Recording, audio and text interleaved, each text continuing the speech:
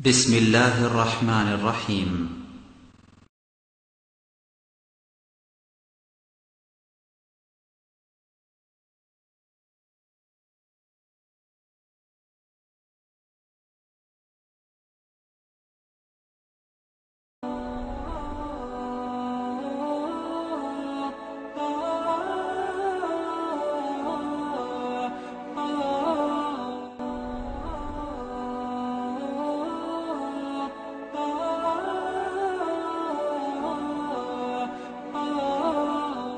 الحمد لله نحمده ونستعينه ونستغفره ونؤمن به ونتوكل عليه ونعوذ بالله من شرور أنفسنا ومن سيئات أعمالنا من يهده الله فلا مضل له ومن يضلله فلا هادي له أشهد أن لا إله إلا الله وحده لا شريك له وأشهد أن محمدًا عبده ورسوله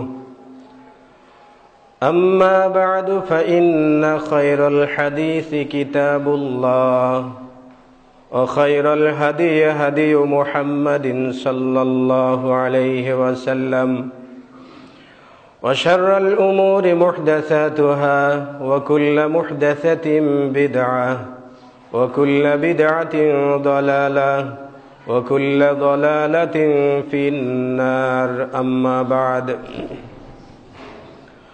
أعوذ بالله من الشيطان الرجيم والوزن يومئذ الحق فمن ثقلت موازينه فأولئك هم المفلحون ومن خفت موازينه فأولئك الذين خسروا أنفسهم بما كانوا بآياتنا يظلمون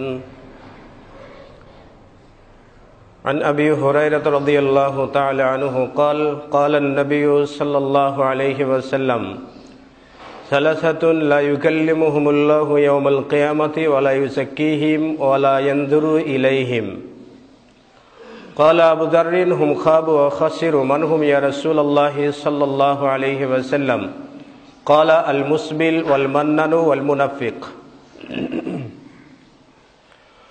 আজকের জুমায় সমবেত সম্মানিত মুসল্লিয়ান ইকরাম, যাবতীয় প্রশংসা, যাবতীয় তারিফ আল্লাহ সুবহানাহু ওয়া তাআলার জন্য, যিনি আমাদেরকে মুসলিম হিসেবে দুনিয়াতে পাঠিয়েছেন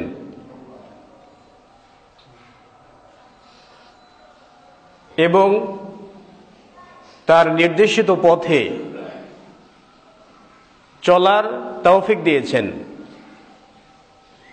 সে আল্লাহ তাআলার দরবারে শুকরিয়া জানাই, সকলেই পড়ি আলহামদুলিল্লাহ। অতঃপর প্রিয় রাসূল নবী মুহাম্মদুর রাসূলুল্লাহ সাল্লাল্লাহু আলাইহি ওয়াসাল্লামের উপর বর্ষিত হোক দরুদ ও সালাম সাল্লাল্লাহু আলাইহি ওয়াসাল্লাম। সম্মানিত উপস্থিতি, খুতবায় কোরআনুল কারীম থেকে দুটি আয়াত এবং একটি হাদিস তেলাওয়াত করেছি। সংক্ষিপ্ত পরিসরে আয়াতদ্বয় এবং হাদিসের উপরেই কিছু কথা বলার চেষ্টা করব ইনশাআল্লাহ। আলোচনার বিষয় হচ্ছে সওয়াব বিধ্বংসী কিছু আমল। এমন কতগুলো আমল আছে বা এমন কতগুলো কাজ আছে যে কাজগুলো করলে অন্য আমলগুলো নষ্ট হয়ে যায়, অন্য সওয়াবের কাজগুলো নষ্ট হয়ে যায়, যার কোনো কার্যকারিতা থাকে না। এমনও হতে পারে যে এমন একটা মারাত্মক আমল একজন ব্যক্তির মাঝে থাকতে পারে যে আমলের কারণে হয়তো বা কিয়ামতের দিন শুধু সে আমলের কারণেই তাকে জাহান্নামে যাওয়া লাগতে পারে। আবার এমন ব্যক্তির মাঝে এমন কোনো ভালো গুণ থাকতেও পারে কিয়ামতের দিন হয়তোবা সে ব্যক্তি শুধু সেই ভালো গুণের কারণেই জান্নাতে যেতে পারে। তো সেই জন্য এমন আমলগুলো থেকে বা এমন কার্যকলাপ থেকে দূরে থাকা জরুরি, যে কার্যকলাপগুলো করলে একজন মানুষের আমল নষ্ট হয়ে যেতে পারে, সওয়াব নষ্ট হয়ে যেতে পারে। আর এই মর্মেই নবী সাল্লাল্লাহু আলাইহি ওয়াসাল্লাম বলেছেন, ইজতানিবু আস-সাবআল মুবিকা, 7টি ধ্বংসাত্মক বস্তু থেকে, মুবিকা বিমানা মুহলিকা, আমল বিনষ্টকারী বা সওয়াব বিধ্বংসী 7টি আমল থেকে তোমরা বাঁচো। এর প্রথমেই নবী সাল্লাল্লাহু আলাইহি ওয়াসাল্লাম উল্লেখ করলেন যে আশিরকু বিল্লাহ, আল্লাহ রাব্বুল আলামিনের সাথে অন্য কাউকে শরীক করা। তো সওয়াব বিধ্বংসী যতগুলো আমল আছে তার মধ্যে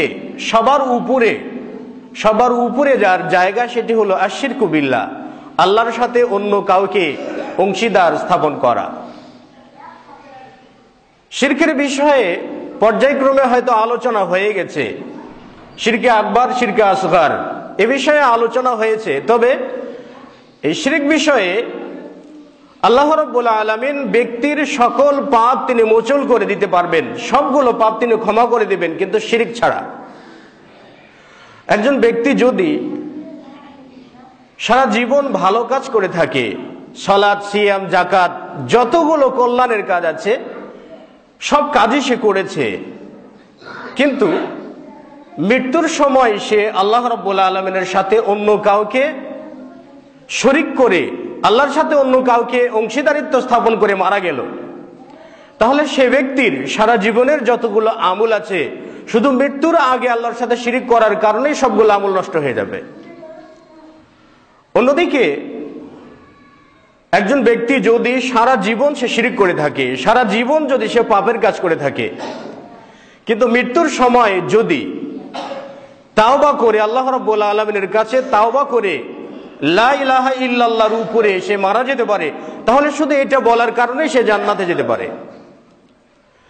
যেমন আল্লাহ রাসূল সাল্লাল্লাহু আলাইহি ওয়াসাল্লাম বলেছেন, বনী ইসরাঈলদের মাঝে একজন ব্যক্তি ছিল, সে ব্যক্তি 99টা খুন করেছিল। 99টি খুন করার পরে একজন ইহুদি পণ্ডিতের কাছে, ইহুদি পাদ্রীর কাছে যে বলছে যে হাল্লাহু মিন তাওবাতিন, তার জন্য কি কোনো তাওবা আছে? মানে 99টি খুন করেছে, এমন ব্যক্তির কি কোনো তাওবা আছে? আল্লাহ কি ক্ষমা করবেন? ইহুদি পাদ্রী সরাসরি বলে দিলেন, না, তার জন্য আর কোনো তাওবা নেই, তার কোনো ক্ষমাও নেই। তো এই খুনি, এই অপরাধী লোকটা ইহুদি পাদ্রীকে হত্যা করলো 100 পূরণ করার মাধ্যমে। ইহুদি পাদ্রীকে হত্যা করে 100টি হত্যা সে পূরণ করে ফেললো, মানে হত্যার সেঞ্চুরি করে ফেললো। তো এরপরেও তার অন্তরে একটা অনুশোচনা, অন্তরে একটা অপরাধ বোধ, যেটা মানুষকে বলে বেড়াচ্ছে যে কারো কাছে গেলে কি তাওবা পাওয়া যেতে পারে, কোনো কি ক্ষমা হবে, তার জন্য কি কোনো ক্ষমা আছে? কোনো ব্যক্তি তাকে বললেন যে অমুক গ্রামে একজন আলেম রয়েছে, তার কাছে যাও, তিনি হয়তো বা তোমাকে তাওবা বা ক্ষমার কোনো পন্থা তোমাকে বাতলিয়ে দিতে পারবেন। তো তিনি সেই আলেমের বাড়িতে যাচ্ছেন, যেতে যেতে রাস্তার মাঝখানে যে আজরাইল আলাইহিস সালাতু ওয়াস সালাম এসে তার সামনে উপস্থিত। সে ব্যক্তি মারা গেল মাঝপথে মারা যাওয়ার পরে ওই ব্যক্তির আত্মা নিয়ে বিবাদ লেগেছে জান্নাতি ফেরেশতা এবং জাহান্নামী ফেরেশতা। জান্নাতি ফেরেশতারা বলছে যে এই আত্মাটা তো আমাদের, সে জান্নাতবাসী হবে, কারণ সে তাওবা করে মারা গেছে। ইতিপূর্বে যা কিছু করেছে, 100টি খুন করেছে, তারপরে মূর্তি পূজা করেছে, যা কিছু সে করেছে এটার জন্য তো সে ক্ষমা চেয়েছে, আল্লাহ তাআলা তাকে ক্ষমা করেছেন, সুতরাং আত্মাটা জান্নাতেই আমরা নিয়ে যাব। আর জাহান্নামী যারা ফেরেশতারা রয়েছেন তারা বলছেন যে আত্মাটাকে আমরা নিয়ে যাব, কারণ সে ব্যক্তি তো সারা জীবন কোনো ভালো কাজই করে নেই। তো যেহেতু ভালো কাজ করে নাই, সে ব্যক্তি জাহান্নামী। এই বিবাদের মাঝখানে জিবরিল আলাইহিস সালাতু ওয়াস সালাম তিনি আগমন করে তাদের মাঝে একটা পরীক্ষা করলেন যে তোমরা একটু মেপে দেখো যে এই লোকটা আলেমের বাড়ির দিকে কিছুটা বেশি গেছে নাকি সে তার নিজ বাড়ির দিকে বেশি আছে। দুদিক থেকে মেপে আসার পরে দেখা গেল অর্ধহাত পরিমাণ সে আলেমের বাড়ির দিকে ঝুঁকে পড়েছে। জিবরিল আলাইহিস সালাতু ওয়াস সালাম সিদ্ধান্ত দিয়ে দিলেন যে হুয়া মিন আহলিল জান্নাহ, এ ব্যক্তি জান্নাতের অধিবাসী। এরপরে জান্নাতি ফেরেশতারা তাকে নিয়ে, তার আত্মা নিয়ে জান্নাতে চলে গেলেন, আল্লাহর দরবারে পৌঁছে গেলেন। এই হাদিস থেকে এটাই বোঝা যায় যে ব্যক্তি যদি সারা জীবন অপরাধ করে থাকে, সারা জীবন যদি মূর্তি পূজা করে থাকে, কিন্তু মরার আগে আগে যদি সে বলে যায় যে আশহাদু আল্লা ইলাহা ইল্লাল্লাহু ওয়া আন্না মুহাম্মাদুর রাসূলুল্লাহ, বাক্যটা যদি বলে যেতে পারে, তাহলে এই বাক্যটা বলার কারণে সেই ব্যক্তি জান্নাতে চলে যাবে। সুবহানাল্লাহ। অনুরূপভাবে একজন ব্যক্তি সারা জীবন ভালো কাজ করেছে, সালাত, সিয়াম, যাকাত সবকিছু করেছে, মরার সময় যদি সে আল্লাহ তাআলার সাথে অন্য কাউকে শরীক করে যায়, তাহলে ওই ব্যক্তি সরাসরি জাহান্নামে যাবে। ইন্নাল্লাহা লা ইয়াগফিরু আন ইউশরাকা বিহি ওয়া ইয়াগফিরু মা দুনা যালিকা লিমান ইয়াশা, নিশ্চয় আল্লাহ রাব্বুল আলামিন তার সাথে শরীক করার গুনাহ তিনি ক্ষমা করবেন না, এছাড়া আর যতগুলো পাপ আছে, যতগুলো অপরাধ আছে, সবগুলো তিনি ক্ষমা করে দেবেন। অন্য আয়াতে বলছেন মান ইউশরিক বিল্লাহি ফাকাদ হারামাল্লাহু আলাইহিল জান্নাহ, যে ব্যক্তি আল্লাহ রাব্বুল আলামিনের সাথে অন্য কাউকে শরীক করবে, অন্য কাউকে অংশীদার হিসেবে দাঁড় করাবে, ফাকাদ হারামাল্লাহু আলাইহিল জান্নাহ, আল্লাহ রাব্বুল আলামিন তার উপরে জান্নাতকে হারাম করে দেবেন। তাহলে একদিক থেকে শাহাদাতাইন অর্থাৎ লা ইলাহা ইল্লাল্লাহ বলনেওয়ালা নিষ্পাপ, অন্যদিক থেকে শিরিক করনেওয়ালারা তারা অপরাধী, তারা জাহান্নামে যাবে। তো এই শিরিক থেকে আমাদের বাঁচতে হবে। শিরিকটা প্রত্যেকটা স্তরেই আছে, আমাদের প্রত্যেকটা ক্ষেত্রে আমরা শিরকের সাথে জড়িত। সেটা বিভিন্ন ভাবে, সেটা হতে পারে শব্দগতভাবে, হতে পারে ব্যবহারিক ক্ষেত্রে। যেমন ইসমাইল শহীদ রাহিমাহুল্লাহ বলেছেন যে শিরিক হলো 4 প্রকার। প্রথমত শিরিক ফিল ইলম, বিদ্যাগত শিরক, অর্থাৎ বিদ্যা অর্জনের ক্ষেত্রে অন্য কারোর উপরে নির্ভর করা। আল্লাহ তাআলা বিদ্যা দিবেন, রব্বি জিদনি ইলমা, এটার পরিবর্তে অন্য কারোর কাছে যে বিদ্যা তালাশ করা, যে আপনি আমাকে আলেম হওয়ার ফুরসাত দিন, আলেম হওয়ার সুযোগ দিন। এরপরে শিরক ফিল আদাত, অভ্যাসগত শিরিক। এই অভ্যাসগত শিরিক যেটা আমরা বলে থাকি যে অমুক ব্যক্তি যদি না থাকতো তাহলে আমি বাঁচতাম না, কি বর্তমান সময়ে এই সরকার যদি না থাকতো তাহলে বাংলাদেশ থাকতো না, কি অমুক যদি না জন্মিতেন তাহলে বাংলাদেশ হতো না, অমুক না জন্মিলে বাংলাদেশের কল্পনা করা যায় না, অমুক না জন্মিলে ভাষা আন্দোলন হতো না, ইত্যাদি ইত্যাদি যেগুলো বলা হয়ে থাকে, এগুলো হচ্ছে শিরিক ফিল আদাত। অনুরূপভাবে শিরিক ফিত তাশাররুফ, শিরিক ফিল ইবাদাত, এর মধ্যে সবচেয়ে মারাত্মক হচ্ছে শিরিক ফিল ইবাদাত। তো শিরিকের বিষয়ে আগে আলোচনা হয়েছে, আজকে শুধু এই পয়েন্টটা রক্ষা করার স্বার্থেই কিছুটা উল্লেখ করলাম। সেই জন্য আমাদের শিরিক থেকে বেঁচে থাকতে হবে সর্বদাই। দ্বিতীয় পর্যায়ে আমল বিধ্বংসকারী অর্থাৎ সওয়াব বিধ্বংসী আমল দ্বিতীয় পর্যায়ে নবী সাল্লাল্লাহু আলাইহি ওয়াসাল্লাম বললেন ওয়াসসিহরুল্লাযী হুয়া আসানি, জাদু শিক্ষা গ্রহণ করা, এটা হচ্ছে দ্বিতীয় পর্যায়ের মারাত্মক অপরাধ। এর মাধ্যমে মানুষের আমল বিনষ্ট হয়ে যেতে পারে। যেমন আন হাফসা রাদিয়াল্লাহু তাআলা আনহা ক্বালাত, হাফসা রাদিয়াল্লাহু তাআলা আনহা থেকে বর্ণিত, তিনি বলেন যে নবী সাল্লাল্লাহু আলাইহি ওয়াসাল্লাম বলছেন মান আতা আররাফান ফাসাদ্দাকাহু, যে ব্যক্তি কোনো গণকের কাছে যাবে বা কোনো জ্যোতিষীর কাছে যাবে, যে ফাসাআলা আনহু বিশাইইন, তাকে কোনো কিছুর ব্যাপারে জিজ্ঞাসা করবে, জ্যোতিষীর কাছে যে জিজ্ঞাসা করবে কোনো কিছুর ব্যাপারে। এখন তো অনেক সময় বিশেষ করে যুব সমাজ এই দিকে ঢলে পড়ছে, কারণ প্রেম করছে, এখন তার প্রেমিকের সঙ্গে তার বিয়ে হবে কিনা এটা নিয়ে জ্যোতিষীর কাছে যেতে হবে, হাজার হাজার টাকা খরচ করতে হবে। এই যে এই সবগুলো হাত দেখাচ্ছে, এর জীবনে কয়টা বিয়ে হতে পারে, আমি জীবনে বিয়ে করতে পারবো কিনা।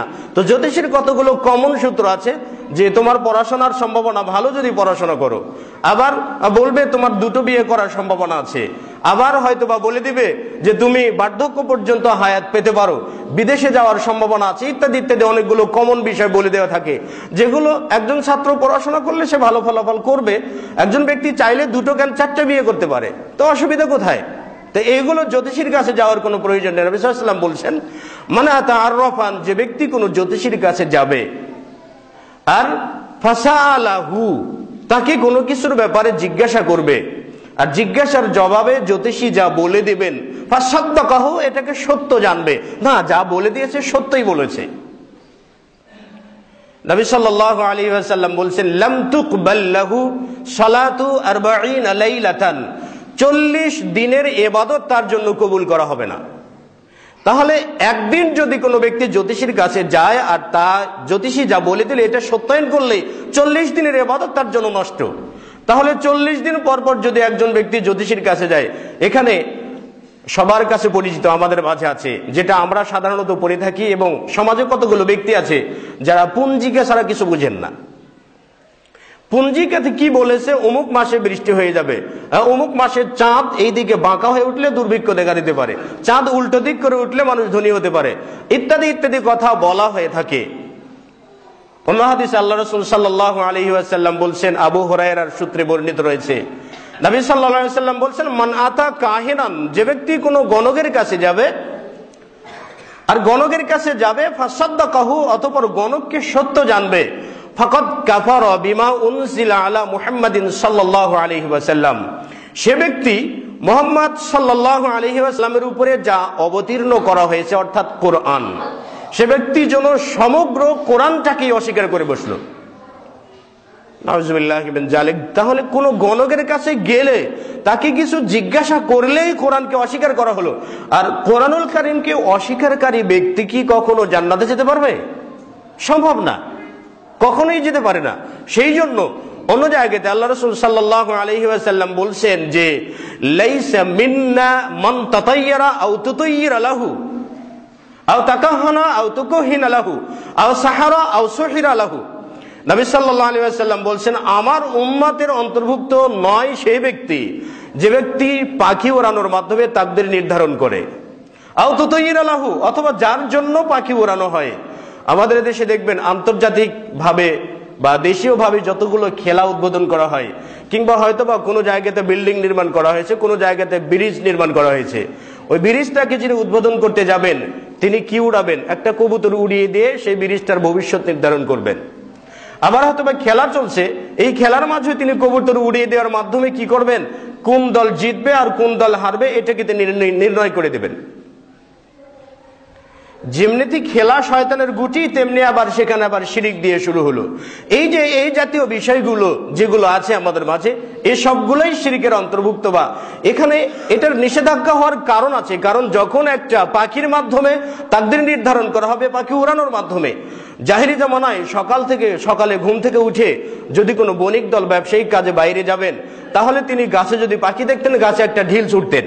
তো ঢিল ছোড়ার ফলে পাখিগুলো উড়ে যদি ব্যক্তির ডান দিকে যেত তাহলে সে ভাবতো যে আমার ভাগ্যটা ভালো, আর পাখি যদি বাম দিকে যেত তাহলে সে জানতো যে আমার ভাগ্যটা আজকে দিনের জন্য খারাপ। পাখি উড়ে গেছে নিজের ইচ্ছায়, আর ব্যক্তি ভেবে নিল যে আমার ভাগ্য ভালো কি আর মন্দ। তো মান তাতায়্যারা আও তুতায়্যিরা লাহু, যার জন্য পাখি উড়ানো হবে, মান তাকাহানা আও তুকুহিনা লাহু, যে ব্যক্তি গণকের কাছে যাবে এবং যে ব্যক্তির জন্য গণকের কাছে যাওয়া হবে, মান সাহারা আও সুহিরা লাহু, যে ব্যক্তি জাদু করবে এবং যার জন্য জাদু করা হবে, লাইসা মিন্না, লাইসু মিন্না, তারা সকলেই আমার দলভুক্ত নয়, আমার উম্মতের অন্তর্ভুক্ত নয়। এখানে অনেকগুলো ক্ষেত্রে আমরা আধুনিক যুগে বাস করে অনেকে হয়তো বা জাদুবিদ্যাকে অস্বীকার করে থাকে, কিন্তু জাদুর বিষয়টা যদি বলা হয় তাহলে জাদুর সত্য, জাদু আছে, তবে এটা হারাম। যেমন নবী সাল্লাল্লাহু আলাইহি ওয়াসাল্লামকে জাদু করা হয়েছিল। লাবিদ বিন আসাম একজন ইহুদি চর, এই ইহুদি চরের মাধ্যমে নবী সাল্লাল্লাহু আলাইহি ওয়াসাল্লামের মাথার একটি চুল এবং তিনি যেই চিরুনি দিয়ে মাথা আঁচড়িতেন সেই চিরুনির দাঁত নিয়ে সেই চিরুনির সাথে নবী সাল্লাল্লাহু আলাইহি ওয়াসাল্লামের চুলটাকে 11টা গিঁড়া দিয়ে এই চুল এবং চিরুনির দাঁত এই দুটোকে কূপের ভিতরে পাথরের মাঝে বেঁধে দিয়ে ফেলে দেওয়া হয়েছিল। নবী সাল্লাল্লাহু আলাইহি ওয়াসাল্লাম ক্রমান্বয়ে অসুস্থ হয়ে পড়েন, এর চিকিৎসা কোথাও পাওয়া যায় না। অবশেষে জিবরিল এবং মিকাইল আলাইহিস সালাতু ওয়াস সালাম এসে এটার জটলা খুলে ফেললেন।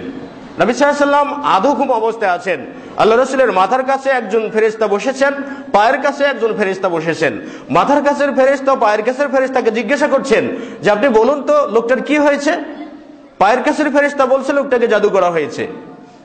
কিভাবে জাদু করা হয়েছে তখন বলে দেওয়া হলো যে লাবিদ বিন আসাম নামক একজন ইহুদি, সেই ইহুদি নবী সাল্লাল্লাহু আলাইহি ওয়াসাল্লামের মাথার চুল নিয়ে এবং তার ব্যবহৃত চিরুনির দাঁত নিয়ে জাদু করে সেটা ফেলে দেওয়া হয়েছে। এরপরে আলী রাদিয়াল্লাহু তাআলা আনহু কূপের ভিতরে নেমে 11টি গিঁড়া দেওয়া একটি চুল বের করলেন এবং সেই সময়ে আল্লাহ রাব্বুল আলামিনের পক্ষ থেকে মুআব্বাদাতাইন অর্থাৎ সূরা ফালাক এবং সূরা নাস এই দুটো সূরা নাজিল হয়। সূরা নাস এবং সূরা ফালাকের 11টি আয়াত প্রত্যেকটা আয়াত পড়ে পড়ে একটি করে গিরা খুলে গেল। 11টি গিরা খুলে যাওয়ার পরে নবী সাল্লাল্লাহু আলাইহি ওয়াসাল্লাম সুস্থ হয়ে গেলেন। তো জাদু টনা বা জাদুবিদ্যার জন্য যদি জাদুরই ভয় থাকে, আমাকে কেউ জাদু করতে পারে, তাহলে সকাল সন্ধ্যা নবী সাল্লাল্লাহু আলাইহি ওয়াসাল্লাম বলছেন যে সকাল সন্ধ্যা সূরা নাস এবং ফালাক এই দুটো সূরা পড়ে দু হাতে আলতো থুতু দিয়ে সেটা মাথা থেকে শুরু করে পা পর্যন্ত যদি কোনো ব্যক্তি মাসে করে ঘুমিয়ে যায়, তাহলে সারা রাত তার জন্য শয়তানের কোনো আসর বা কোনো জাদুটনা তার উপরে প্রভাব ফেলতে পারবে না। তো জাদু সত্য, কিন্তু জাদু করাটা হারাম, জাদু শিক্ষা গ্রহণ করাটা হারাম। তো প্রথমত যদি শিক্ষা গ্রহণ করা এটি হচ্ছে ধ্বংসাত্মক আমল। যদি কোনো ব্যক্তি মৃত্যু পর্যন্ত জাদুর মধ্যেই থেকে যায়, তাহলে যদি 1000 বছর যদি সে ব্যক্তি ইবাদত করে যায়, তাহলে এই ইবাদতটাও তার কাছে মিছে হয়ে যাবে, এই ইবাদতটাও তার কাছে মূল্যহীন হয়ে যাবে, ইবাদত তাকে জান্নাতে নিয়ে যেতে পারবে না। এরপরে তারকারাজির মাধ্যমে বৃষ্টি কামনা করা আমাদের সমাজে ব্যাপক প্রচলিত আছে। বিশেষ করে মুরব্বী যারা রয়েছেন, তাদের মাঝে এই বিষয়টা অত্যন্ত জটিল আকার ধারণ করেছে। যখনই চাঁদ উঠবে তখন দেখবে যে এই মাসে কি হতে পারে, বৃষ্টি হতে পারে কিনা, তারকা অমুক দিক থেকে উঠেছে সেই জন্য বৃষ্টি হয়েছে, বৃষ্টি হয়ে গেছে। রবীন্দ্রনাথ ঠাকুর এটার মনে হয় এই যে আমাদের দেশে যে পুঞ্জিকা, এই পুঞ্জিকার প্রথম আবিষ্কারক তিনি। তো এই যে বিষয়গুলো তিনি দিয়েছেন যে অমুক তারকা, ধ্রুব তারকা অমুক দিক থেকে উঠলে বৃষ্টি হতে পারে, অমুক তারকা এদিক থেকে উঠলে বৃষ্টি হতে পারে, এই মর্মে নবী সাল্লাল্লাহু আলাইহি ওয়াসাল্লাম বলেছেন হুদায়বিয়ার সন্ধির সময় আল্লাহ রাসূল সাল্লাল্লাহু আলাইহি ওয়াসাল্লাম তিনি ফজরের সালাত আদা করলেন। ফজরের সালাত আদা করে মানুষদের সামনে তিনি দাঁড়িয়ে গেলেন। এরপরে অন্য সকলকে জিজ্ঞাসা করলেন যে হাল তাদরুনা মাযা ক্বালা রাব্বুকুম, সাহাবায়ে কিরামদেরকে জিজ্ঞাসা করলেন তোমরা কি জানো যে আল্লাহ রাব্বুল আলামিন আজকে কি বলেছেন? সাহাবায়ে কিরামগণ বললেন আল্লাহু ওয়া রাসূলুহু আ'লামু, আল্লাহ এবং তার রাসূলই বেশি ভালো জানেন। নবী সাল্লাল্লাহু আলাইহি ওয়াসাল্লাম বলছেন ক্বালা আল্লাহু সুবহানাহু ওয়া তাআলা, আল্লাহ রাব্বুল আলামিন আজকে এই কথাটাই বলেছেন যে ইন্না মিন ইবাদি কাফিরুন বি ওয়া মুমিন, নিশ্চয় আমার বান্দারা কেউ কেউ আমার প্রতি কুফরি করে সকাল করবে, আবার কেউ কেউ আমার প্রতি ঈমানদার হয়ে সকাল করবে। মান ক্বালা মুতিরনা বিফাদলিল্লাহি সুবহানাহু ওয়া তাআলা ওয়া বিরহমাতিহি, যে ব্যক্তি সকালে উঠে বলবে যে আমাদেরকে বৃষ্টি দেওয়া হয়েছে আল্লাহ রাব্বুল আলামিনের অনুগ্রহে, আল্লাহ তাআলার ফজিলতে, আল্লাহ তাআলার দয়ায় বৃষ্টি দেওয়া হয়েছে, ফাহুয়া মুমিনুন বি ওয়া কাফিরুন বিল কাওকাব, সে ব্যক্তি আমার প্রতি বিশ্বাসী এবং তারকার প্রতি অস্বীকারী, তারকার পূজার অস্বীকারী। আল্লাহ রাসূল বললেন যে ওয়ামান ক্বালা মুতিরনা বিনাওয়াইন কাদা ওয়া কাদা, আর যে ব্যক্তি বলবে আমাকে অমুক তারকার মাধ্যমে বা অমুক তারকার কারণে, অমুক তারকার কারণে আমাদেরকে বৃষ্টি দেওয়া হয়েছে, ফাহুয়া মুমিনুন বিল কাওয়াকিব ওয়া কাফিরুন বি, সে ব্যক্তি আমার প্রতি কুফরি করে সকাল করলো আর তারকারাজির প্রতি বিশ্বাসী হয়ে সে সকাল করলো। কিয়ামতের দিন ওই ব্যক্তিকে এভাবেই বলা হবে, যাও তুমি তো তারকারাজির প্রতি বিশ্বাস স্থাপন করেছিলে, যাও তাকে বলো সে তোমাকে সওয়াব দেয় কিনা, সে তোমাকে প্রতিদান দেয় কিনা, জান্নাতে যাওয়ার কোনো ডকুমেন্ট তোমাকে দেয় কিনা। কিয়ামতের দিন এটাই বলে দেওয়া হবে। সেই জন্য বৃষ্টি হয়, আমরা বৃষ্টি পাই একমাত্র আল্লাহ রাব্বুল আলামিনের অনুগ্রহে, বাতাস পাই আল্লাহ তাআলার অনুগ্রহে, আল্লাহ তাআলার দয়ায়, আল্লাহ তাআলার ফজলে, আল্লাহ তাআলার অনুগ্রহে আমরা পাই। কিন্তু এগুলো কোনো বৃষ্টি হওয়া, এগুলো কোনো তারকারাজির মাধ্যমে হয় না। নবী সাল্লাল্লাহু আলাইহি ওয়াসাল্লাম বলেছেন চন্দ্র এবং সূর্য গ্রহণ লাগে কোনো ব্যক্তির মৃত্যুতে নয়। জাহেলি জামানায় ধারণা ছিল যে পৃথিবীতে যদি কোনো ব্যক্তি জন্মগ্রহণ করেন, তাহলে সেই ব্যক্তির জন্মের কারণে হয়তোবা চন্দ্রগ্রহণ লেগে যেতে পারে। আবার কোনো মহান ব্যক্তি যদি মারা যান, তাহলে তার বিনিময়ে হয়তোবা চন্দ্রগ্রহণ লেগে যেতে পারে। এটা জাহেলি জামানার একটা বিশ্বাস ছিল। নবী সাল্লাল্লাহু আলাইহি ওয়াসাল্লাম বলছেন চন্দ্র এবং সূর্য কারো মৃত্যু বা কারো জন্মের কারণে গ্রহণ লাগে না, বরং এটি আল্লাহ রাব্বুল আলামিনের দুটো নিদর্শন। তাহলে কোন তারকারাজির মাধ্যমে বৃষ্টি হওয়া এমন বিশ্বাস যদি কোনো ব্যক্তির মাঝে থাকে, এটাও একটা সওয়াব বিধ্বংসী আমল, এটিও একটা আমল বিধ্বংসকারী আমল। এর মাধ্যমে এই বিশ্বাসের উপরে যদি কোনো ব্যক্তি মারা যায়, তাহলে সেই ব্যক্তি জাহান্নামে যাবেন। এই ব্যক্তি জাহান্নাম ছাড়া কোনো গতান্তর নেই, কারণ এটিও শিরিকের পর্যায়ে। কারণটা হচ্ছে এই কারণে, কারণ বৃষ্টি দেন আল্লাহ তাআলা, আপনাকে অনুগ্রহ করছেন আল্লাহ তাআলা, দয়া করছেন আল্লাহ তাআলা, আর আপনি সেই বৃষ্টির কারণটা আপনি অর্পণ করলেন তারকারাজির উপরে। যেই কৃতজ্ঞতা পাওয়ার যোগ্য আল্লাহ রাব্বুল আলামিন, সেই কৃতজ্ঞতা আপনি দিয়ে দিলেন তারকারাজিকে। কিন্তু তারকারাজি কি বৃষ্টি দেওয়ার মতো সামর্থ্য কি তারকারাজির আছে? নেই। এগুলো সময় সাপেক্ষে ধ্বংস হয়ে যাবে, সময় সাপেক্ষে বিনষ্ট হয়ে যাবে। তাহলে প্রথমত আশিরকু বিল্লাহ, দ্বিতীয়ত আসসিহরু, তৃতীয়ত আল কাহিন অর্থাৎ জাদু শিক্ষা গ্রহণ করা বা জাদু শিক্ষা দেওয়া, তৃতীয়ত হচ্ছে তারকারাজির ভিত্তিতে বৃষ্টি হয় এমন বিশ্বাস রাখা, এটিও কাবিরা গুনাহ এবং এটিও আমল বিনষ্টকারী আমল। আরেকটি চতুর্থ পর্যায়ে যেটি হচ্ছে আখিরাতের উপরে দুনিয়াকে প্রাধান্য দেওয়া। আখিরাতের উপরে দুনিয়াকে প্রাধান্য দেওয়া। যদি কোনো ব্যক্তি আখিরাতের উপরে, কিয়ামত দিবসের উপরে যদি দুনিয়াকেই প্রাধান্য দেন, তাহলে এই ব্যক্তির আমল বিনষ্ট হয়ে যেতে পারে। নবী সাল্লাল্লাহু আলাইহি ওয়াসাল্লাম বলছেন যে লা আখশা আলাইকুম আল ফাকরা, আমি তোমাদের উপরে দারিদ্রতার ভয় পাই না, তোমরা যে গরিব হয়ে যাবে, অসহায় হয়ে যাবে, এই ভয়টা আমি পাই না। বরং ওয়ালাকিন আখশা আলাইকুম আন তুবসাত আলাইকুম আদ-দুনিয়া, বরং আমি তোমাদের উপরে ভয় পাই যে তোমাদের উপরে দুনিয়াকে বিস্তৃত করে দেওয়া হবে, আর দুনিয়াই তোমাদের উপরে মাইল হবে, আখিরাতের উপরে তোমরা দুনিয়াকেই প্রাধান্য দেবে, এটাকে ভয় পাই। আন তানাফাসুহা, তোমরা দুনিয়া পাওয়ার জন্য প্রতিযোগিতা করবে। কামা তানাফাসুল ইয়াহুদ ওয়ান নাসার, যেমন ইহুদি এবং নাসারারা দুনিয়া পাওয়ার ক্ষেত্রে প্রতিযোগিতা করেছিল, অতঃপর তারা ধ্বংস হয়েছে, অনুরূপভাবে তোমরাও ধ্বংস হয়ে যাবে। আখিরাতের উপরে দুনিয়াকে প্রাধান্য দেওয়ার ক্ষেত্রে আরেকটি বিষয় নবী সাল্লাল্লাহু আলাইহি ওয়াসাল্লাম বলেছেন, তাইসা আব্দুদ দিনারি ওয়া তাইসা আব্দুদ দিরহামি ওয়া তাইসা আব্দুল খামিসি ওয়া তাইসা আব্দুল খামিলা। নবী সাল্লাল্লাহু আলাইহি ওয়াসাল্লাম বলেছেন, দিরহামওয়ালা, দিনারওয়ালা, জামাওয়ালা, পোশাক পরিচ্ছদওয়ালা, এক কথায় টাকাওয়ালা, যারা টাকাওয়ালা তারা ধ্বংস হয়েছে। তাইসা আব্দুদ দিনারি ওয়াদ দিরহামি ওয়াল খামিসা, টাকাওয়ালা, পয়সাওয়ালা, দিনারওয়ালা, বাসাওয়ালা, বাড়িওয়ালা সবাই ধ্বংস হয়েছে। তাহলে টাকাওয়ালা যদি ধ্বংস হয়ে থাকে, তাহলে লাভবান কারা? লাভবান হবেন কারা? নবী সাল্লাল্লাহু আলাইহি ওয়াসাল্লাম বলেছেন যে তুবা লিআবদিন আখিদিন বিইনানি ফারাসিহি, ওই ব্যক্তির বা ওই দাসের জন্য, ওই বান্দার জন্য সুখবর যে বান্দা ঘোড়ার লাগাম ধরে থাকে আল্লাহ রাস্তায় যুদ্ধ করার জন্য, আল্লাহ রাস্তায় জিহাদ করার জন্য ঘোড়ার লাগাম ধারণ করে থাকে।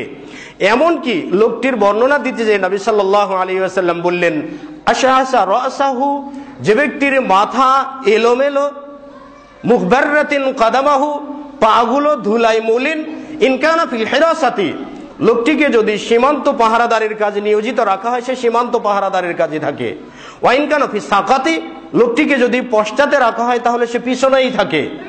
এমনকি ইনিস্তাদানা, লোকটি যদি অনুমতি চায় কারোর কাছে, লাম ইউদানু, তাকে অনুমতি দেওয়া হয় না। ওয়াইন শাফা, লোকটি যদি অন্য কোনো ব্যক্তির জন্য সুপারিশ করে থাকে, লাম ইউশাফা, তার কোনো সুপারিশও কবুল করা হয় না। এমন ব্যক্তি দিনহীন, যার কোনো সামাজিক কোনো মর্যাদা নেই, একেবারেই অসহায় ব্যক্তি, আল্লাহ রাসূল বললেন ফাতুবা লিআবদিন, এমন বৈশিষ্ট্য সম্পন্ন ব্যক্তির জন্যই সুখবর। এমন বৈশিষ্ট্য সম্পন্ন ব্যক্তির জন্যই সুখবর, কারণ সে দুনিয়ামুখী নয়, সে আখিরাতমুখী। সে দুনিয়া থেকে বিমুখ, আখিরাতের দিকে সে মাইল। এর বিপরীতে যে ব্যক্তি দুনিয়ার দিকে মাইল, আখিরাত বিমুখ, মানে আখিরাতে কি হবে না হবে এইটার চিন্তা চেতনা তার মাঝে নাই, এই ব্যক্তির ক্ষেত্রে নবী সাল্লাল্লাহু আলাইহি ওয়াসাল্লাম বললেন তাইসা আব্দুদ দিনার, তাইসা আব্দুদ দিরহাম। তাহলে দুনিয়ার উপরে আখিরাতকে প্রাধান্য দেওয়া, এই অপরাধটা, মানে এই প্রবণতাটা আমাদের সকলের মাঝে আছে। এই প্রবণতায় আমরা সবাই ভুগছি, কারণ আমরা সবাই আখিরাত চাই না দুনিয়া চাই। আর যদি কোনো ব্যক্তিকে বলা হয় যে আপনি আখিরাত চান না দুনিয়া চান, হয়তো ব্যক্তিটা বলবে আখিরাতও চাই দুনিয়াও চাই, দুটোই বলবে, কিন্তু অন্তরে থাকবে না দুনিয়াদারির দরকার। কারণ আমাদের কাজকর্ম সবগুলোই কি দুনিয়া কেন্দ্রিক। হয়তোবা বলবেন যে দুনিয়া কেন্দ্রিক বটে, আখিরাতের প্রতি তো বিশ্বাস করি। আপনি দুনিয়ার যতগুলো কাজ, ব্যবসা বাণিজ্য যা কিছু আছে, এটার জন্য আপনি 24 ঘন্টা ব্যয় করছেন, কিন্তু আল্লাহ রাব্বুল আলামিনকে রাজি খুশি করার জন্য দিনে কতটুকু সময় বা আপনি ব্যয় করছেন? এখানেই আপনার পরীক্ষা বা এখানেই আপনার যাচাই, কারণ আপনি দুনিয়ামুখী কতটুকু, আখিরাতমুখী কতটুকু, এখানেই এটার প্রমাণ পাওয়া যায়। সেই জন্য নবী সাল্লাল্লাহু আলাইহি ওয়াসাল্লাম বলছেন, অন্য জায়গাতে বলছেন তাইসা আব্দুদ দিনারি ওয়াদ দিরহামি ওয়াল খামিসাতে, এখানেও টাকা পয়সা, জামা, পোশাক, পরিচ্ছদ এগুলোর বিষয়েই বলা হয়েছে, যেগুলো যারা এগুলোর পিছনে ঘুরবে এই সকল ব্যক্তিদের জন্যই ধ্বংস ইলা ইয়াউমিল কিয়ামা। আর এই সকল ব্যক্তিদেরই আমল নামা হালকা হয়ে যাবে। নবী আল্লাহ রাব্বুল আলামিন বলেছেন, ওমান খাফাত মাওয়াজিনুহু ফাউলাইকাল্লাযীনা খাসিরু আনফুসাহুম বিমা কানু বিআয়াতিনা ইয়াজলিমুন। আল্লাহ রাব্বুল আলামিন বলেছেন যে ওই সকল ব্যক্তিদের, মান খাফাত মাওয়াজিনুহু, যে সকল ব্যক্তিদের মিজানের পাল্লা হালকা হবে সেই সকল ব্যক্তিরই কিয়ামতের দিন ক্ষতিগ্রস্ত, আর এই সকল ব্যক্তিরই কিয়ামতের দিন জাহান্নামে হবে। এর পরবর্তী পর্যায়ে আরেকটি পয়েন্ট সেটি হচ্ছে সওয়াব বিধ্বংসী আমল। এটি হচ্ছে আরেকটি পর্যায়, হচ্ছে টাকনুর নিচে কাপড় ঝুলিয়ে পরিধানকারী। নবী সাল্লাল্লাহু আলাইহি ওয়াসাল্লাম বললেন, সালাসাতুন লা ইউকাল্লিমুহুমুল্লাহু ইয়াউমাল কিয়ামা, তিন শ্রেণীর ব্যক্তির দিকে আল্লাহ রাব্বুল আলামিন কিয়ামতের দিন কথাও বলবেন না। লা ইয়ানজুরু ইলাইহিম, তাদের দিকে রহমতের দৃষ্টিতে দেখবেন না। লা ইউযাক্কিহিম, তাদেরকে গুনাহ থেকে পবিত্রও করবেন না। আবু যার রাদিয়াল্লাহু তাআলা আনহু বলেন, হুম খাবু ওয়া খাসিরু মান হুম ইয়া রাসূলুল্লাহ। আবু যার আল্লাহ রাসূলকে বললেন, ইয়া রাসূলুল্লাহ, যাদের কথা বললেন তারা ক্ষতিগ্রস্ত, তারা ধ্বংসপ্রাপ্ত, তাদের তো সবগুলো ধ্বংস হয়ে যাবে, কিয়ামতের দিন তো তারা জাহান্নামে হবে। মান হুম ইয়া রাসূলুল্লাহ, এরা কারা? আপনি কাদের কথা বলছেন? যাদের দিকে আল্লাহ তাআলা রহমতের দৃষ্টিতে তাকাবেন না, গুনাহ থেকেও পবিত্র করবেন না। লা ইউকাল্লিমুহুম, তাদের সাথে আল্লাহ তাআলা কথাও বলবেন না, তারা কারা? নবী সাল্লাল্লাহু আলাইহি ওয়াসাল্লাম বললেন, প্রথমেই বললেন আল মুসবিল ওয়াল মান্নানু ওয়াল মুনাফিক। প্রথমটাই হচ্ছে আল মুসবিল, টাকনুর নিচে ঝুলিয়ে কাপড় পরিধানকারী। এই ব্যক্তির দিকে আল্লাহ রাব্বুল আলামিন কিয়ামতের দিন তাকাবেন না, গুনাহ থেকে পবিত্রও করবেন না। জান্নাত দেওয়া তো সেটাও অনেক পরের ব্যাপার। যার দিকে তাকাবেনই না, ধরে নিন যে আপনি একটা মেয়ে দেখতে গেছেন, তো মেয়ে দেখতে যে আপনি মেয়ের মুখের দিকে একবারও তাকান নাই, তো এই না তাকানো থেকে কি বোঝা যায় যে আপনি মেয়েটাকে বিয়ে করবেন? এমন বোঝা যায় না, পছন্দ হয় নাই। তো রহমতের দৃষ্টিতে তাকাবেন না, গুনাহ থেকে পবিত্রও করবেন না, তার মানে সিলসিলা জাহান্নামের দিকেই যাবে। অন্য জায়গাতে আল্লাহ রাসূল সাল্লাল্লাহু আলাইহি ওয়াসাল্লাম বলেছেন, আবু হুরায়রা থেকে বর্ণিত, তিনি বলেন, লা ইয়ানদুরিল্লাহু ইলা ইয়াউমিল কিয়ামা মান জাররা ইজারাহু বাতরান। আল্লাহ রাব্বুল আলামিন ওই ব্যক্তির দিকে কিয়ামতের দিন দেখবেন না, দৃষ্টিপাতই করবেন না।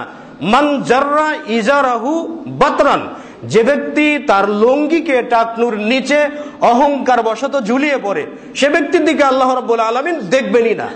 ইবনে উমর থেকে বর্ণিত আছে, তিনি বলেন যে নবী সাল্লাল্লাহু আলাইহি ওয়াসাল্লাম বলেছেন, লা ইয়ানজিরুল্লাহু ইলা ইয়াউমিল কিয়ামাতি মান জাররা ইজারাহু খুয়ালা, যে ব্যক্তি অহংকার বশত টাকনুর নিচে কাপড় ঝুলিয়ে পড়ে, সে ব্যক্তির দিকে আল্লাহ রাব্বুল আলামিন কিয়ামতের দিন দেখবেন না।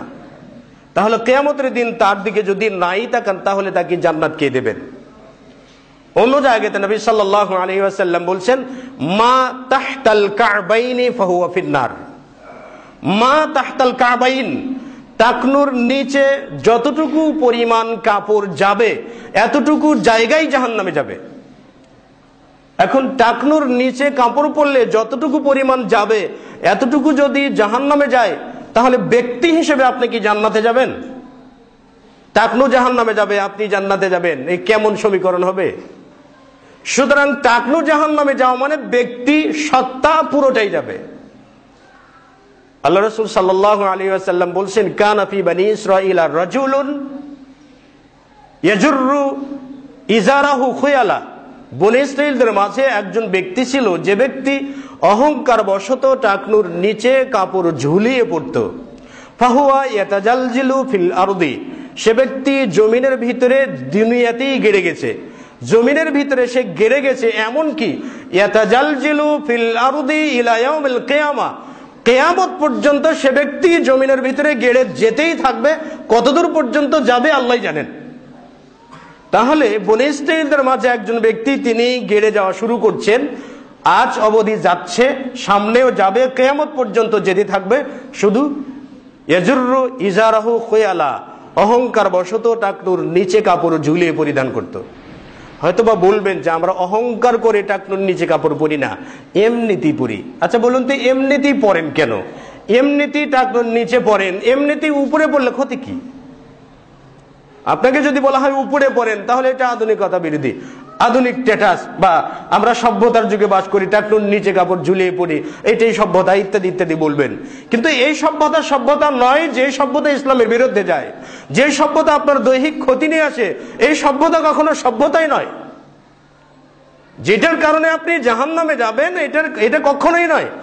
এখানে বর্তমান সময়ে ঠিক উল্টোটা নবী সাল্লাল্লাহু আলাইহি ওয়াসাল্লাম বলছেন, যা করতে বলেছেন বর্তমান সময়ে তার উল্টো।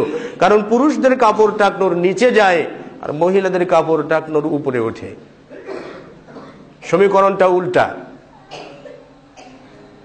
পুরুষের থাকার কথা ছিল উপরে, মহিলাদের থাকার কথা ছিল নিচে, কিন্তু মহিলাদের গেছে উপরে আর পুরুষের গেছে নিচে। তাহলে এখন বোরখা মহিলার জন্য নয়, পুরুষের জন্য, আর প্যান্ট, গেঞ্জি বা হাফ প্যান্ট, আন্ডার প্যান্ট, এই সবগুলো মহিলাদের জন্য। বিষয়টা এরকম। এখন যদি অনুকরণই করতে হয়, সবগুলোই করা ভালো। এখন পুরুষদের বোরকা পরা ভালো, আর তাদেরকে ছেড়ে দাও, তোমরা চলো। উম্মে সালমা রাদিয়াল্লাহু তাআলা আনহা থেকে বর্ণিত, তিনি বলেন, নবী সাল্লাল্লাহু আলাইহি ওয়াসাল্লাম একবার পুরুষদের লুঙ্গির ব্যাপারে বর্ণনা দিচ্ছিলেন যে মানজারা ইজারাহু খায়লাল মিন জিরিল্লাহি ইলা ইয়াউমিল কিয়ামা, যে ব্যক্তি টাকনুর নিচে কাপড় ঝুলিয়ে পড়ে, সেই ব্যক্তির দিকে আল্লাহ রাব্বুল আলামিন রহমতের দৃষ্টিতে তাকাবেন না। উম্মে সালমা বলেন যে আমি নবী সাল্লাল্লাহু আলাইহি ওয়াসাল্লামকে জিজ্ঞাসা করলাম, ইয়া রাসূলুল্লাহ, আপনি পুরুষদের ব্যাপারে বললেন তো, ফাল মারআতু ইয়া রাসূলুল্লাহ, মহিলাদের ব্যাপারে কি করণীয় থাকতে পারে? মহিলারা কি করবে? মহিলারাও কি টাকনুর উপরে পড়বে?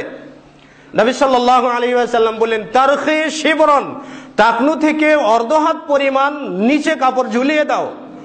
উম্মে সালমা রাদিয়াল্লাহু তাআলা আনহা নাসর বান্দি, তিনি জিজ্ঞাসা করলেন, ইয়া রাসূলুল্লাহ, অর্ধহাত পরিমাণ টাকনুর নিচে যদি ঝুলিয়ে দেয়, তো চলার সময় তো কাপড় উপরে উঠে টাকনু বের হয়ে যেতে পারে। নবী সাল্লাল্লাহু আলাইহি ওয়াসাল্লাম বলেন, তারখি জিরান, এক হাত পরিমাণ টাকনুর নিচে নামিয়ে দাও। লা তাজিদ আলা যালিকা শাইআন, এর বেশি আর কিছু করো না। তাহলে প্রয়োজন বোধে মহিলাদের টাকনু থেকে এক হাত পরিমাণ নিচে কাপড় ঝুলিয়ে দিতে হবে। এটার একটা সহজ পন্থা থাকতে পারে, পায়ে হয়তো বা মোজা পরিধান করলো, হাতে মোজা পরিধান করলো, সেটা বিকল্প পন্থা যেগুলো হতে পারে।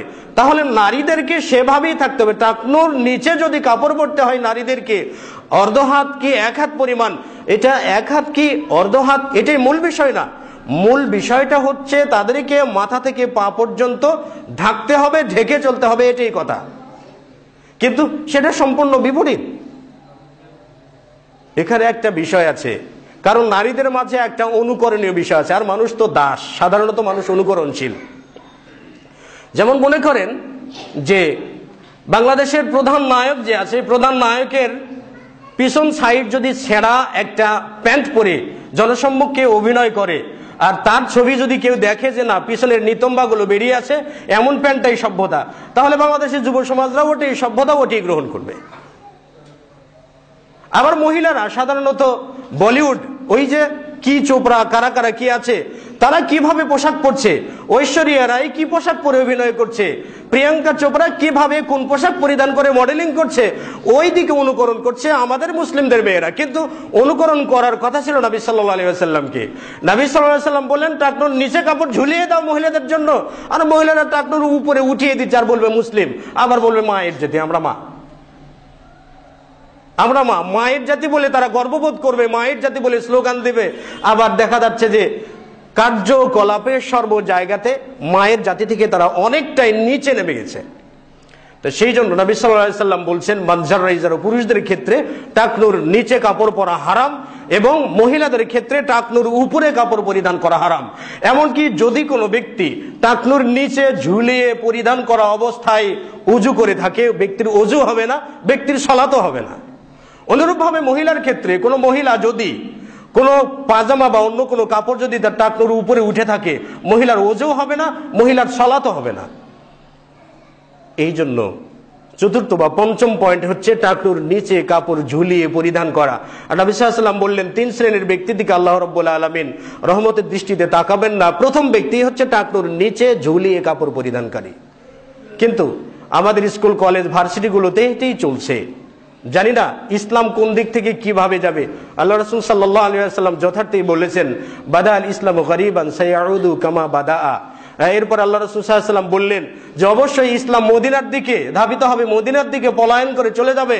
যেমন একটি সাপ গর্তের ভিতরে প্রবেশ করে, তেমনি ইসলাম মদিনার দিকেই ফিরে যাবে, পৃথিবীর কোথাও ইসলাম খুঁজে পাওয়া যাবে না। কিন্তু আমাদের কার্যকলাপের মাধ্যমে সত্যিই ইসলাম বিদায় নিয়ে যাচ্ছে, সেটা আমরা বুঝতেও পারতেছি না। এর পরবর্তী যে বিষয় সেটি হলো নবী সাল্লাল্লাহু আলাইহি ওয়াসাল্লামের কথার উপরে অন্য কারো কথাকে প্রাধান্য দেওয়া, এটিও সওয়াব বিধ্বংসী আমল। যদি কোনো ব্যক্তি নবী সাল্লাল্লাহু আলাইহি ওয়াসাল্লামের কথার উপরে অন্য কোনো ব্যক্তির, অন্য কোনো আলেমের, অন্য কোনো পাদ্রীর বা অন্য কোনো মুরব্বীর কথাকে প্রাধান্য দিয়ে থাকেন, সেই ব্যক্তি যদি সে অবস্থায় মারা যান তাহলে সে ব্যক্তিও জাহান্নামী। তার হাজারো বছরের যদি আমল থেকে থাকে, এই আমলটাও তার জন্য গ্রহণযোগ্য নয়। ইবনে আব্বাস রাদিয়াল্লাহু তাআলা আনহু বলেছেন যে ইউশাকু আলাইকুম আন তানজিলু মিনাস সামাই হিজারা, অতি শীঘ্রই তোমাদের উপরে আসমান থেকে গজবের পাথর বর্ষিত হবে। কারণ আকুলু ক্বালা রাসূলুল্লাহ সাল্লাল্লাহু আলাইহি ওয়াসাল্লাম, আমি তোমাদেরকে বলছি যে বিষয়টা আল্লাহ রাসূল বলেছেন, আর তোমরা বলেছো যে ক্বালা আবু বকরিন ওয়া উমর, তোমরা আবু বকর এবং উমরের উদ্ধৃতি দিয়ে কথা বলছো, আর আমি বলছি আল্লাহ রাসূল বলছেন। তাহলে আল্লাহ রাসূলের কথার সাথে যদি আবু বকর এবং উমরের কথা বলাটা, উমর এবং আবু বকর সিদ্দিক রাদিয়াল্লাহু তাআলা আনহুমা এই দুইজনের উদ্ধৃতি দেওয়াটাই যদি আব্দুল্লাহ ইবনে আব্বাসের কাছে এতটা বড় অপরাধ হয়ে থাকে, আর এই অপরাধের কারণে যদি তিনি আশঙ্কা করে থাকেন যে আসমান থেকে যে কোনো মুহূর্তে শাস্তির বা গজবের পাথর নাজিল হতে পারে, তাহলে আজকে উমর বিন খাত্তাব এবং আবু বকর সিদ্দিক রাদিয়াল্লাহু তাআলা আনহুর চাইতে বড় কোনো বুজুর্গ ব্যক্তি কি আজকের দিনে আছে? বড় কোনো সুফি ব্যক্তি কি আজকের দিনে আছে? বড় কোনো ইমাম কি আজকের দিনে আছে? তাহলে উমর বিন খাত্তাবের কথা বলা, আল্লাহ রাসূল তো বলছেন যে হে উমর, তুমি যে দিক দিয়ে যাও সেই দিক দিয়ে শয়তানও যায় না, ভয় করে। আর আবু বকরের ক্ষেত্রে আল্লাহ রাসূল সাল্লাল্লাহু আলাইহি ওয়াসাল্লাম একদিন বললেন যে আজকে সকালে উঠে তাহাজ্জুদের সালাত পড়েছেন কে? আবু বকর সিদ্দিক বললেন না ইয়া রাসূলুল্লাহ, আমি পড়েছি। নবী সাল্লাল্লাহু আলাইহি ওয়াসাল্লাম আবারও বললেন যে আজকে অসুস্থ ব্যক্তির সেবা করেছে কে? আবু বকর সিদ্দিক বললেন না ইয়া রাসূলুল্লাহ, আমি অসুস্থ ব্যক্তির সেবা করেছি। আল্লাহ রাসূল সাল্লাল্লাহু আলাইহি ওয়াসাল্লাম বললেন মান তাসাদ্দাকা বিয়াউমিন, আজকের দিনে কে সাদকা করেছে? আবু বকর বললেন না ইয়া রাসূলুল্লাহ। আল্লাহ রাসূল বললেন মান আ'তাকা গুলামান, আজকের দিনে কোন ব্যক্তি গোলাম আজাদ করেছে? আবু বকর সিদ্দিক বলেন আনা ইয়া রাসূলুল্লাহ, আমি করেছি। আল্লাহ রাসূল বলেন আজকে জানাজাতে শরীক হয়েছিল কোন ব্যক্তি? আবু বকর সিদ্দিক বললেন যে আনা ইয়া রাসূলুল্লাহ সাল্লাল্লাহু আলাইহি সাল্লাম। তাহলে দিনের কোন একটা ভালো কাজ থাকে না যে কাজটা আবু বকর সিদ্দিক রাদিয়াল্লাহু তাআলা আনহু করেন না। আর সে আবু বকরের উদ্ধৃতি দিচ্ছেন সাহাবায়ে কেরামগণ। ইবনে আব্বাস বলছেন তোমাদের উপরে যে কোনো মুহূর্তে আকাশ থেকে গজবের পাথর নাজিল হতে পারে, কারণ আমি বলছি আল্লাহ রাসূলের কথা আর তোমরা বলছো আবু বকর উমর বিন খাত্তাবের কথা। তাহলে তাদের কথা বলাতে যদি এতটা অপরাধ হয়, তাহলে আজকের দিনে কোনো বুজুর্গ ব্যক্তির উদ্ধৃতি দিয়ে সেই কথাটা যদি হাদিসের বিরুদ্ধে যায়, আপনি বলুন এটা কতটা অপরাধ হতে পারে? আল্লাহ রাসূল সাল্লাল্লাহু আলাইহি ওয়াসাল্লাম বলেছেন কুল্লু উম্মতি ইয়াদখুলুনাল জান্নাহ, আমার সকল উম্মতি জান্নাতে যাবে ইল্লা মান আবা, কিন্তু অস্বীকারী ব্যতীত। আল্লাহ রাসূলকে বলা হলো মান ইয়া রাসূলুল্লাহ, মান আবা, আবাকে? আল্লাহ রাসূল সাল্লাল্লাহু আলাইহি ওয়াসাল্লাম বললেন মান আতানি দাখালাল জান্নাতা ওয়া মান আসানি ফাকাদ আবা, যে ব্যক্তি আমার আনুগত্য করবে সে ব্যক্তি হলো জান্নাতে প্রবেশ করবে। মান আসানি, আর যে ব্যক্তি আমার নাফরমানি করবে কথায় কাজে মৌন সম্মতিতে, ফাহুয়া আবা, সে ব্যক্তি হলো অস্বীকারী। তাহলে আল্লাহ রাসূলের আনুগত্যের মাধ্যমে জান্নাত, আল্লাহ রাসূলের নাফরমানির মাধ্যমে জাহান্নাম। সুতরাং আপনার জীবনের মাপকাঠি, আমাদের জীবনের মাপকাঠি, শরীয়তের মাপকাঠি হচ্ছেন নবী সাল্লাল্লাহু আলাইহি ওয়াসাল্লাম। আল্লাহ রাসূল বলছেন মুহাম্মাদুন ফারকুন বাইনান নাস, মুহাম্মদ সাল্লাল্লাহু আলাইহি ওয়াসাল্লাম হচ্ছেন মানুষের মাঝে পার্থক্যকারী, অর্থাৎ কে জান্নাতে যাবে কে জাহান্নামে যাবে, কে ঈমানদার কে বেঈমান, কে আল্লাহ রাসূলের আনুগত্যকারী কে আল্লাহ রাসূলের নাফরমানি। সুতরাং পৃথিবীর কোন দরবেশ বা পৃথিবীর কোন ব্যক্তি বা কোন ইমাম যদি একটি কথা বলে থাকেন, সেই কথাটা যদি হাদিসের বিরুদ্ধে যায়, কোরআন সুন্নাহ বিরোধী হয়, তাহলে সেই কথার উপরে আমল করাও পাপ, এমন কথা বলাও পাপ, এমন কথা বলাতে সম্মতি দেওয়াটাও পাপ। সুতরাং একটি কথার সাথে সঙ্গতি রেখে অসংখ্য মানুষ জাহান্নামে যেতে পারে, এটা আল্লাহ রাব্বুল আলামিনের যায় আসে না। উমর বিন খাত্তাব রাদিয়াল্লাহু তাআলা আনহু একজন বাঘা ব্যক্তি। তিনি একবার একটা তাওরাতের পাণ্ডুলিপি পড়ছিলেন, একটা পৃষ্ঠা পড়ছিলেন। নবী সাল্লাল্লাহু আলাইহি ওয়াসাল্লাম তাকে এটা পড়া দেখে তিনি রাগান্বিত হয়ে গেলেন। মানে নবী সাল্লাল্লাহু আলাইহি ওয়াসাল্লাম এতটাই রাগ করলেন যে তার চেহারা মোবারক একেবারে লাল টকটক করছে। আবু বকর সিদ্দিক রাদিয়াল্লাহু তাআলা আনহু উমর বিন খাত্তাবকে ধমক দিয়ে বললেন, ইয়া উমারু আর নাযারাতা আলা ওয়াজহি রাসূলিল্লাহ, আল্লাহ রাসূলের চেহারাতে কি তোমার দৃষ্টি পড়ে না? দেখো না আল্লাহ রাসূল কতটা রাগ করেছেন। উমর বিন খাত্তাব রাদিয়াল্লাহু তাআলা আনহু নবী সাল্লাল্লাহু আলাইহি ওয়াসাল্লামের চেহারার দিকে তাকিয়ে বললেন, আউযু বিগাযবিল্লাহি ওয়া গাযবি রাসূলিহি, আমি আল্লাহ এবং তার রাসূলের রাগ থেকে আশ্রয় চাচ্ছি আল্লাহ তাআলার কাছে। ফিদাকা আবি ওয়া উম্মি ইয়া রাসূলুল্লাহ, আমার পিতামাতা আপনার পদতলে কুরবানি হোক। এমন কথা বলার পরে নবী সাল্লাল্লাহু আলাইহি ওয়াসাল্লাম শান্ত হলেন। শান্ত হয়ে উমর বিন খাত্তাবকে লক্ষ্য করে নবী সাল্লাল্লাহু আলাইহি ওয়াসাল্লাম বললেন, তোমাদের অবস্থা দেখে, তোমাদের পরিবেশ দেখে আমার মনে হচ্ছে যে আমি মুহাম্মদ রাসূলুল্লাহ সাল্লাল্লাহু আলাইহি ওয়াসাল্লামের জীবদ্দশাতেই যদি মুসা আলাইহিস সালাতু ওয়াসসালাম আসতেন, তাহলে তোমরা মুসার প্রতি ঈমান আনয়ন করতেন, আমাকে তোমরা অস্বীকার করে ফেলতে। অথচ আমার জামানায় আমি নবী থাকা অবস্থায় যদি মুসা আলাইহিস সালাতু ওয়াসসালাম আসতেন, তাহলে মুসা আলাইহিস সালাতু ওয়াসসালাম তিনি নিজেও আমার আনুগত্য করতেন। তাহলে মুসা নবী হিসেবে নবী সাল্লাল্লাহু আলাইহি ওয়াসাল্লামের আনুগত্য করবেন উম্মত হিসেবে। মুসা নবী, অথচ যদি এই জামানায় আসেন তাহলে মুহাম্মদ সাল্লাল্লাহু আলাইহি ওয়াসাল্লামের অনুসরণ করবেন। এতটা মর্যাদা সম্পন্ন, এতটা বড় মাপের একজন রাসূল যেটার উম্মত আমরা হতে পেরেছি, এটা আমাদের সৌভাগ্য। এটা আল্লাহ রাব্বুল আলামিনের পক্ষ থেকে একটা মহা পুরস্কার, বিরাট পুরস্কার।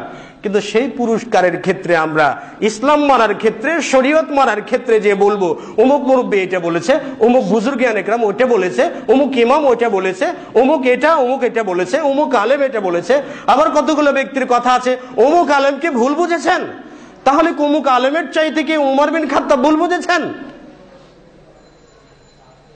নবী সাল্লাল্লাহু আলাইহি ওয়াসাল্লামের কথায় যেটি বোঝা যায়, নবী সাল্লাল্লাহু আলাইহি ওয়াসাল্লামের কথার উপরে যদি অন্য কোনো ব্যক্তির কথাকে প্রাধান্য দেওয়া হয়, তাহলে এটাই হবে তার জন্য সওয়াব বিধ্বংসী আমল।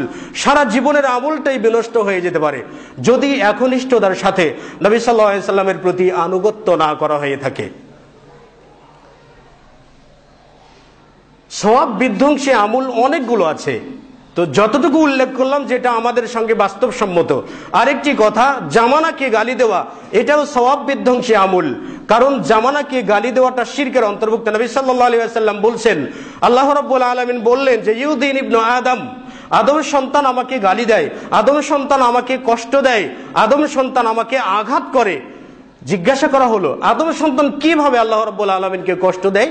আল্লাহ রাব্বুল আলামিন বললেন যে ইয়াসুবুদ্দাহরা ওয়া আনাদ-দাহরু, কারণ আদম সন্তান সময়কে গালি দেয়।